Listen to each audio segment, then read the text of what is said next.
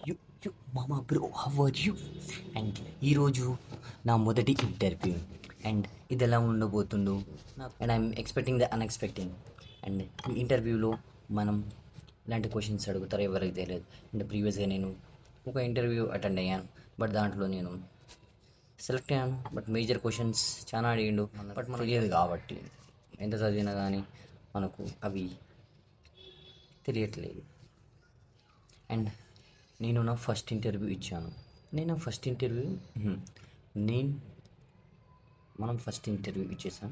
ఇచ్చిన తర్వాత ఏంటంటే మనం మన ఫస్ట్ ఇంటర్వ్యూ పెట్టి ఇచ్చేసామన్నమాట. దాంట్లో మనకు వాళ్ళు మేజర్ క్వశ్చన్స్ ఏంటి అడిగారనమాట. ఆ క్వశ్చన్స్ అడిగిన దాన్ని బట్టి వన్ ఆర్ టూ క్వశ్చన్స్ ఏంటి మనం దానికి ఆన్సర్ ఇవ్వడం జరిగింది.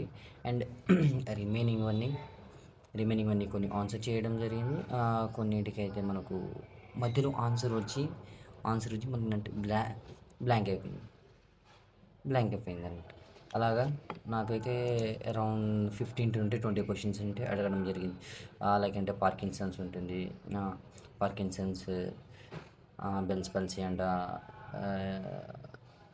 అండ్ అగైన్ అంటే అప్పర్ అండ్ లోయర్ మోటార్ అంటే రిలేషన్స్, ఇలాంటివి క్వశ్చన్స్ అంటే అడగడం అంటే జరిగిందనమాట.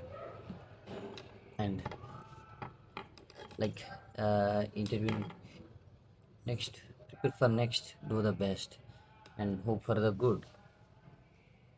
It's better. అలాగని ఒకే దగ్గర కూర్చుంటే మనం వెళ్ళలేం కాబట్టి ఇంకో ఇంటర్వ్యూకి వెళ్తే ఎక్స్పీరియన్స్ ఏంటి మనకేమి, అలా ఎక్స్పీరియన్స్ చేస్తేనే కదా మనకి ఏదైనా తెలుస్తుంది. Like so feel happy, have a nice day, good.